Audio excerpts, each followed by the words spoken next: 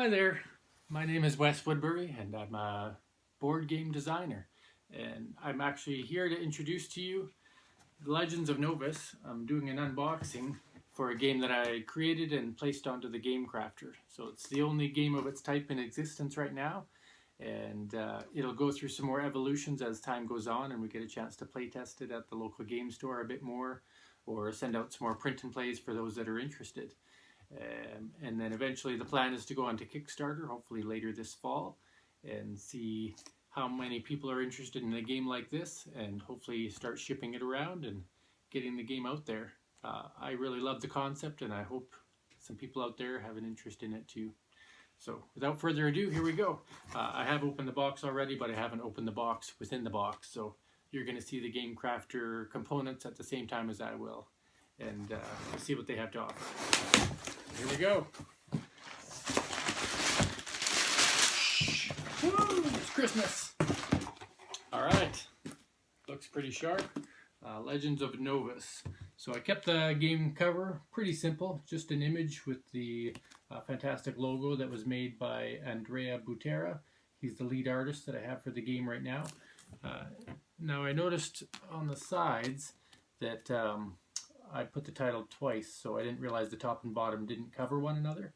So because of that, you see it twice on every side, and the sigils for the game are there as well, and time it takes to play, and all the different things that you might see on a box.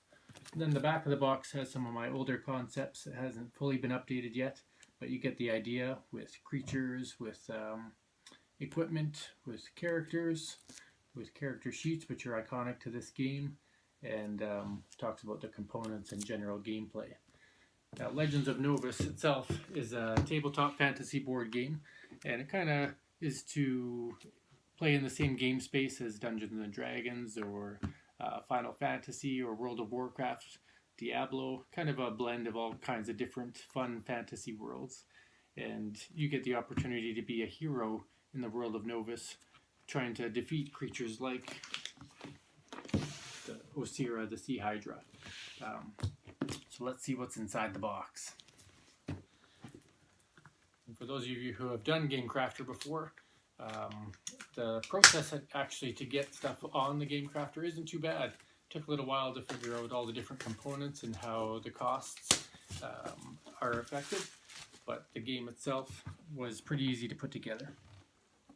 So when you order the box, it looks like the box is a two-piece. Instead of one box covering the bottom, they're connected halfway, and I've never seen that in a game board before, but good to know if I do decide to make additional prototypes through their website. I know what to expect. Quality's pretty good. It's what you might expect on a puzzle box. I really like it. It's got the gloss finish. You see the game is packed inside with a little bit of filler to stop stuff from sliding around. Pretty handy. And then here we have the bags with the cards. And we've got some meeples here. The game plays with 5 10-sided dice, one for each potential player. That is the game for 1 to 5 players. And a special, unique made travel die. It's a custom made engraved die.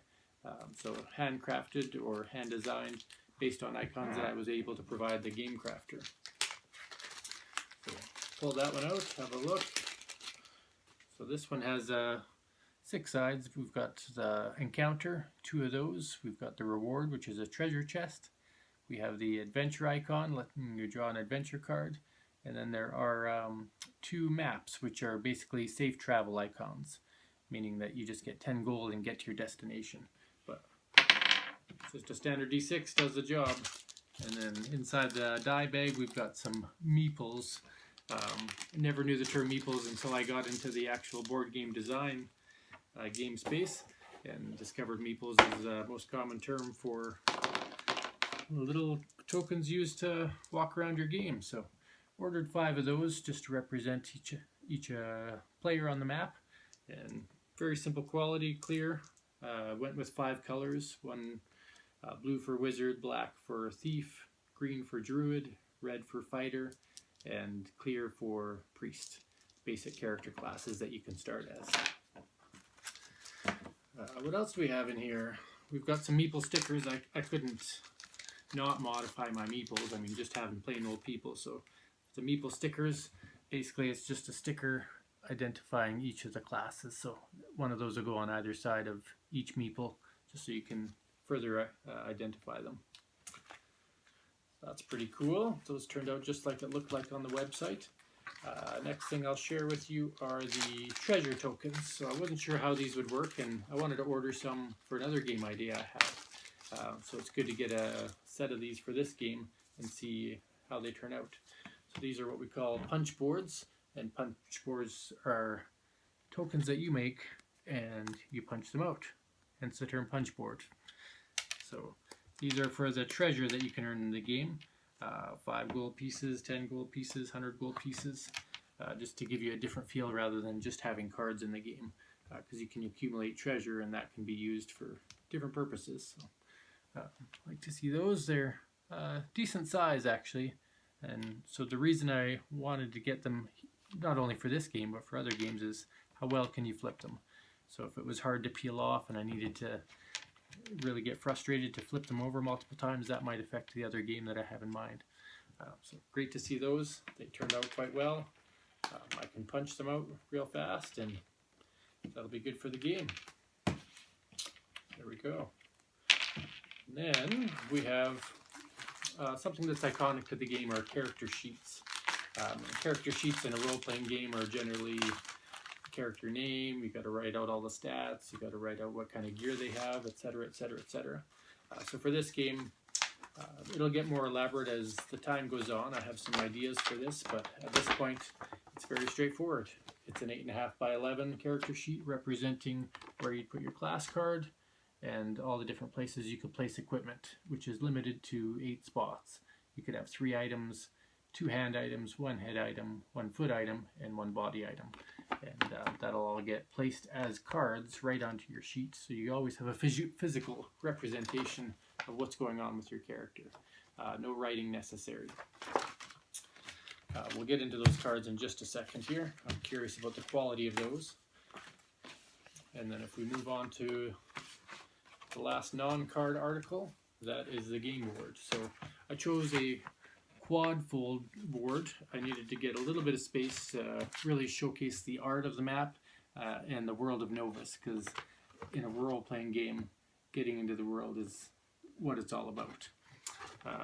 So unfolding this, no dust on it.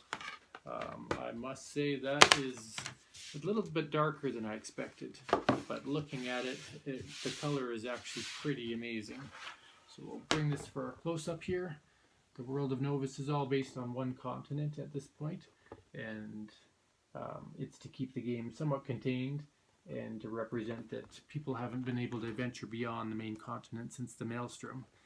There's too many dangers on the coasts, and they have enough to worry about mainland without even worrying about traveling externally.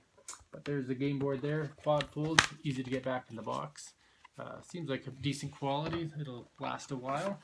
And you see on the game board also included some reminders for players for experience adjustments and gold piece exchanges. So great to see that. And then on the bottom again is that iconic Legends of Novus logo. It's great to see on there. Yeah, you'll see the names of various locations all in close-up on the game board as well. And it looks like the text came out clear. Wanted to make sure that was still visible and not so obvious that it takes away from the image of the map, but easy enough to see once you look in. And then we get onto the cards. So the cards, there's quite a few decks in the game, and it's not a card drafting game, but it is a card intensive game because everything you do relies on these different decks. So I've ordered quite a few different styles, and it looks like all of the cards are just kind of randomly packaged together. So even though there is specific decks ordered and you separate them all when you load it into the game crafter, it looks like this first order has them basically randomly distributed. So I have quest cards, I have adventure cards, creature cards, reward cards, and location cards. Now these aren't going to be the final backs, but I wanted to go with something simple and straightforward that could be visible from a distance and easy to sort for new players and blind playtesters. So if I went with elaborate backings to start with, that could be confusing. And the other idea is that on Kickstarter, it helps you establish some funding to really make sure, you know, I could invest in a much better quality logo on the back. But for now, this will do the job. I mean, creature is a creature. So as for the quality of the card, well, people often do the bend test. I think if these are bent too far, might get a crease. Certainly not up to the quality of Magic the Gathering, which is what I've been playing for the last 20 years. But it's got some nice shine to it. I can read the text very clearly. This is just an example of a black and white piece of art. And looks like it might be in reverse there, but you can still tell the texture of the words and the quality of the picture, so that's cool. What I wanted to see is how well does it represent the actual art for the artists that have given work. And so maybe different suppliers will have different quality of art production. So I'm going to take a look at these. There are a couple specific ones that we have to look at. So one is Dragon, done by Andrea. We have Feral Wolf, that's done by Nicola. And then in the locations, there's some awesome art that's done by Boros Turano, and Boros is the one who did the artwork for the actual board itself. So, and love what he has to offer and what I've seen so far. So, just going to pick a couple of these out and share them with you. But I think these cards are much darker than what I see on the screen and what I've printed at local copy shops. So when you look at that, we'll take a look at Andrea's work first, our lead artist. So here's an example of a goblin card, and the sheen is there. You can see the text quite clearly, but the art itself does look a bit darker than what I recall seeing on the computer screen and looking at when I post all the messages that I post. Here's the Orc Warrior. Again, very dark. Good, fair quality. I mean, the artwork itself is fantastic, and I wanted to make sure that wherever I order from long term can really justify the art. Here's a Feral Wolf. This is by Nicola Merkea. He provided a couple of pieces for me. Here's another piece from Andrea. That's Monsignius, the Fire Dragon. And he did a fantastic job on that. You can see more on the website if you're interested in seeing some close-ups of what I mean between actual and card quality art. And then the locations. So locations again, Boros Turano. This is the Demonic Temple of Sick, and pretty dark there. I mean, the image was dark to begin with, but this card creation looks like it's made him a bit darker. And the Ridges of Kedar is another location card, desert, where the Maelstrom just totally annihilated a whole series of mountain ranges. So there we have it. There's the cards. It may seem like a lot. There's some massive playtesting to be done with these to make sure that this game turns out to be as exciting as I want it to be. And as we sort through, we'd end up with rewards, quests, adventure, and also included treasure cards, but they're built into some of the different decks so that you can earn the treasure in the game. So I'm not going to sit here and sort all these in front of you. That would be pretty dull. But what I will tell you, just kind of as a wrap-up, I am actually extremely pleased with this Game Crafter game board. Ordering a game like this cost me about $90, and that's a fair chunk of change when you're considering it's just a game board. But it also is a one-off, so they had to produce all of this based on my images and requests, and ship it all the way from wherever Game Crafter is. I would imagine that should this get to a final Kickstarter phase and you hit a certain number of backers, the actual cost for production for each box goes down. So maybe an item that costs $90 now, the cost could be driven down if you use an overseas company, and it'd probably be less than $40, which is really what you're looking for. You need a balance between MSRP and anyway, I'm rattling on. So in summary anyway, thank you for watching. The game itself, Legends of Novus, is a fantasy adventure game, and it places you in control of one of many heroes in the game that will travel this game board in search of different adventures and battling different creatures, completing quests, earning gold, all resulting in trying to achieve 25 experience points, which will win that player the game. It's a 2 to 5 player game. It's semi-cooperative in that you're not in direct conflict with one another, but there are cards you play that will impact one another's ability to get to that 25 experience first. So there's a bit of competition. It's more of a race to the end instead of you're not duking it out. There's no real combat between players. It's for ages 12 and up. It would take about an hour to play based on different play tests. Some games could get up to an hour and a half. I've tried to put some things into the game mechanics to speed up getting to that 25 experience. And the reason for that is a game like this, it's not a role-playing game. You don't want to be playing this for 3 hours straight. I think a good solid hour, hour and a half, you'd have some fun with it, get some epic stories, see your character build up, but not drag it out too long. Has a very simple learning curve. As you've seen the character sheet itself, you would play class cards, you would add on reward cards onto the sheet, and you'd really build up your character. And you can see some of that on the website or on the Facebook group if you're interested in them close up, because I don't think I can do it justice just trying to play on my iPhone webcam. And but I think players will find the unique combination of a physical character sheet with cards that are on there to represent their character, and the ability to take that character and choose where you want to go on a map. So the die itself, there is some randomness to what happens when you travel, but ultimately where you travel and how you get there is up to you, what route you take and how frequently you decide to stay or explore in different areas. So I think that's going to be very exciting for players to try different strategies and see what works for them. There's an interesting world story, and that'll be told through some of the text. Like any card game, there's always some room for some flavor or some story text, and I wanted to make sure I included some of that so you can hear some of the history about this world that I've created, and really trying to make it interesting. And there's some racial dynamics in there, believe it or not. There's some environmental and geography. There's the maelstrom that brought forth the magical energy into the world, and there's some dynamics about politics as well. Not too much, but enough to create some discussion. So the interesting world story, the ability to navigate the world with that free roam aspect, and being able to give players a sense of control over how they're going to build up their character. There's still going to be a lot of randomness, of course. A game isn't fun if it can be totally planned out. This isn't a game of chess. This is still has some randomness in it, kind of like you might experience in Magic the Gathering or in other card games.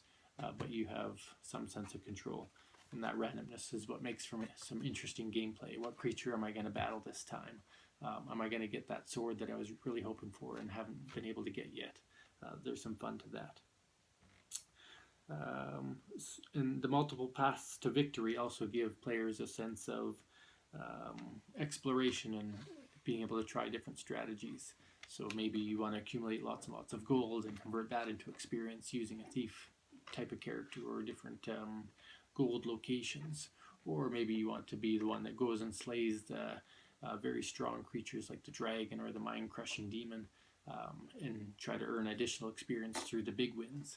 Or maybe you're just going to kind of lay it low and just try to roam the world, trying to pick off the easy creatures out there and be battling wolves and goblins and bears the whole game, and maybe you'll just be able to slide a victory in that way before somebody goes and beats the dragon or before somebody solves 3 quests. So those different victories are going to make it an interesting game. But a lovely unboxing. I really like what this game is going to present at the game store. I think if I brought it in there and didn't say that this is my game, they may actually feel that this was right off the shelf and ready to buy. And that's a strategy I've heard other people try before too. Just kind of say, hey, anybody want to try this game I got the other day? And using the word got instead of bought. You could even use the word bought. You wouldn't be lying because you did buy it from the game crafter. But just to see if they pick up on the fact that it's a homemade game instead of something that is officially produced. And the playtests will, that So that's part of a blind play test, or I could just bring it to my game store owner and say, hey, here's this game. You want to give it a try to a few players on a Friday night after Magic? Let me know what happens, and then I'll be back to pick up the board on Monday. And I've got a wonderful local game store called Pandora's Books and Tea, and they've already been willing to do that, and I'm excited to see them try it with this new version. All right, I've rambled on long enough, but I do hope to continue this journey through the Legends of Novus. You can follow me on Instagram, Twitter. There's a Facebook feedback group. There's a website. There's my email you can always reach out at, legendsofnovus@gmail.com or fundamentalgames@icloud.com are two ways to reach me. So thank you for your time, and look forward to adventuring with you or hearing about your adventures in Novus. Take care.